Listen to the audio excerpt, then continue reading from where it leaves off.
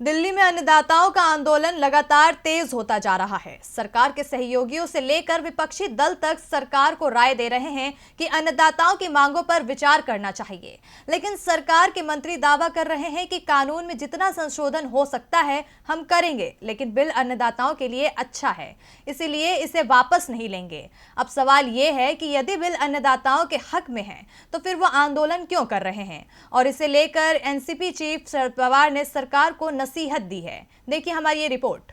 दिल्ली की सीमाओं पर अन्नदाता अपनी मांगों को लेकर डटे हुए हैं, तो वहीं सरकार भी अन्नदाताओं के सामने झुकने को तैयार नहीं है।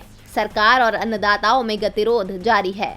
अन्नदाताओं के आंदोलन को लेकर विपक्ष भी सरकार पर लगातार निशाना साध रही है, साथ ही सरकार को नसीहत भी दे रही है। राष्ट्रवादी कांग्रेस पार्टी के प्रमुख और पूर्व कृषि मंत्री शरद पवार ने सरकार से कृषि कानूनों पर फिर से विचार करने की मांग की है। शरद पवार ने कहा है कि सरकार अपने तीनों कृषि कानूनों पर विचार करे और अन्नदाताओं की मांगों को जल्द से जल्द पूरा करे। एनसीपी प्रमुख ने मोदी सरकार पर आरोप लगाते हुए कहा कि संसद में इन कानूनों को बिना चर्चा के पारित किया गया था। उस समय सभी दलों ने सरकार से कहा था कि वो इस पर चर्चा करें, लेकिन विपक्ष की बात को दरकिनार करते हुए सरकार ने कृषि कानूनों को संसद से जल्दबाजी में पारित किया, जिसका परिणाम है कि आज देश का अन्नदाता सड़क पर है।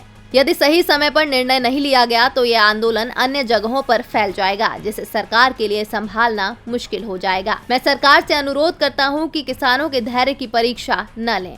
आपको बता दें कि दिल्ली बॉर्डर पर अन्नदाताओं के आंदोलन का आज 17वां दिन है, लेकिन ना तो सरकार झुकती दिख रही है और ना ही अन्नदाता। डीबी लाइव की रिपोर्ट।